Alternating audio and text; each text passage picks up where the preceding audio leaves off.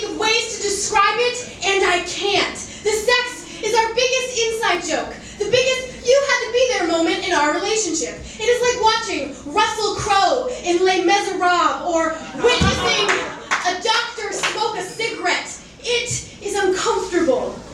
You are the reason that vibrators and sexless marriages exist. You are the reason some surnames die out. You are so bad at understanding the female anatomy, I want to put you through med school. You are living proof that some men don't watch lesbian porn. Some nights, I want to liquor you up to blame this shit on whiskey dick. This is a true fucking story. This is a true story about fucking. Now, I pride myself on my ability to talk about sex. I'm not the type of person to shove the conversation about the bed under it. It is the adult thing to do, to put on your big girl panties before you take them off. And sex with us was not something you could fix with a conversation. It was just that our bodies were too angular. And it wasn't that we didn't want the same thing, because clearly we both wanted it to end. My G-spot is the top of Mount Everest, and you are some of the frozen bodies on the trail. Now, I know this sounds a lot like slander, but the truth is, I have had great sex with guys. Who was as big of a dick as their dick. I have steamed windows with guys I would never date, and the sexiest thing about you has nothing to do with the bed. Like the time you gave a 50% tip on your bar tab, or the day we stopped making out because you had to study. The way our knees always find each other under the table. With you, the moment after we unhooked ourselves from one another is more intimate than the one where we tried to be the same body. Whatever we tried to be like the movies or the locker room talk or something I read in Cosmo, no. The moment after we undress is not perfect, but the moment after that is. We are eyelids flutter and fall, like leaves turning over before rain, when you pull my body to yours. Your breath on my neck, all of this is our lovemaking. The home, the still, the skin. Welcome to the annual Erotic Slam here at the Artist Corner. All right. Are you guys ready for things to get like super steamy? Slick. Yeah. Steam up a little bit? Great, because you're about to hear like a whole ton of poems about sex. And I really hope you're into that because that's what we're doing tonight. It's like the name of the event. So I'm sorry if you're surprised. Let me get a beer. Sorry that I'm not sorry you're at the Erotic Slam. Okay. How many of you have been to a poetry slam before? Put your hand up. Opposite. How many of you haven't? Sorry, I just changed the game last second. Welcome to the sexiest night of poetry slam. All right. A poetry slam, for that table who doesn't know, it's going to look a little something like this. We have a list of poets. How many? I have no idea because I'm not prepared for this, okay? Not even a little bit. I have no idea. But a poet is going to come up. They're going to read a poem. I have 5 random audience members selected sitting out there now with score paddles. And they are ready to ruin the hopes and dreams of the person who's on stage. Just like their night. It's going to be brutal. Yes. Our judges have a score range of 0.0 or a 1, 0, of a 0 to a 10. Okay, so a 0 is a 0 score in poetry slam. I'm forgetting. Yes. A 0, thanks team, is the worst poem you have ever heard. Okay, it is like bad sex. It's like bad sex. Thank you. It's like worse than bad sex because I've had bad sex and I've been okay after it. This poem takes something out of your life, okay? Like you want to kill that person's family, and they're watching. That's how you feel about that. Don't give a 0 tonight because that makes me question you and your lifestyle. If we're leaving the slam killing people, then that's not where we want to be. So don't give a 0, guys. Okay, just don't. All right, a 10 is like so good. It's better than an orgasm. It's like an orgasm had a baby that it wanted. Okay? Really good. Okay? okay? Okay. Oh man, I have to stop myself because I wanted to say the opposite of that, like, or the other thing, and then it would have got real dark real quick. Okay, so we're having fun tonight. We're not doing real Kait poems, okay? Because that's no good for anybody's life. That's my poems tonight are a 0. Let's just say, okay? That's our scale. All right. So that's kind of like the gist of what we're doing tonight. This, just to tell you guys, is the St. Paul Soapboxing Slam team's last fundraiser of the summer. So we really appreciate you coming out. We're going to Boston next week, and we're going to compete. Woo! And we are so excited to go. So just be here.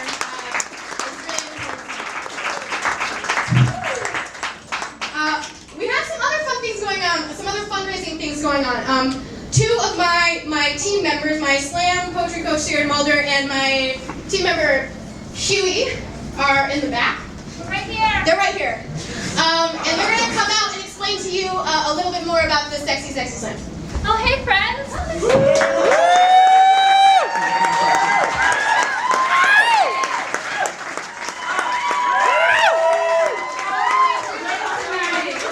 Hey, coming out. No, just kidding. One suspender. My name is Sarah Mulder. This is my sexual life partner, Huey.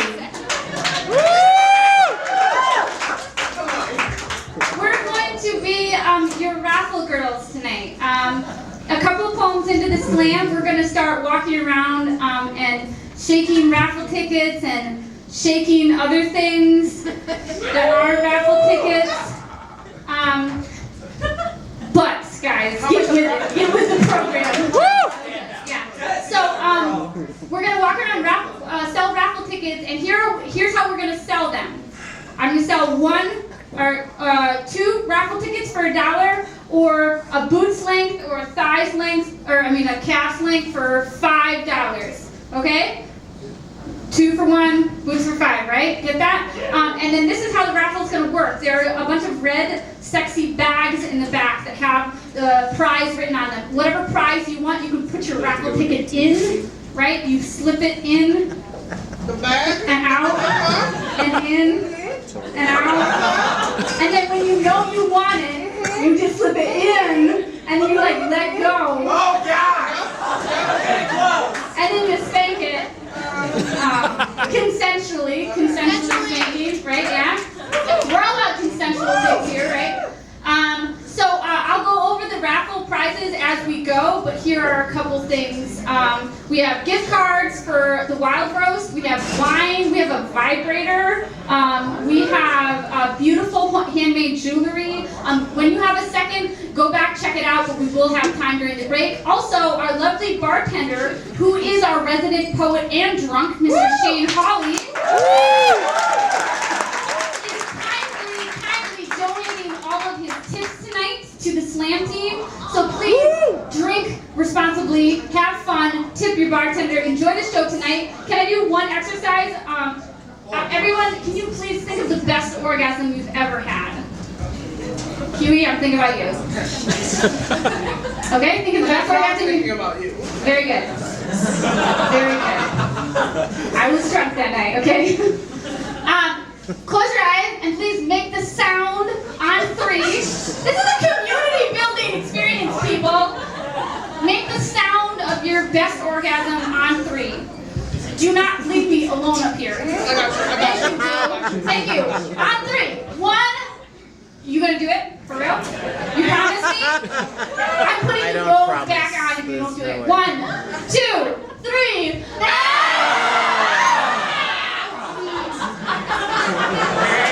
That was pathetic.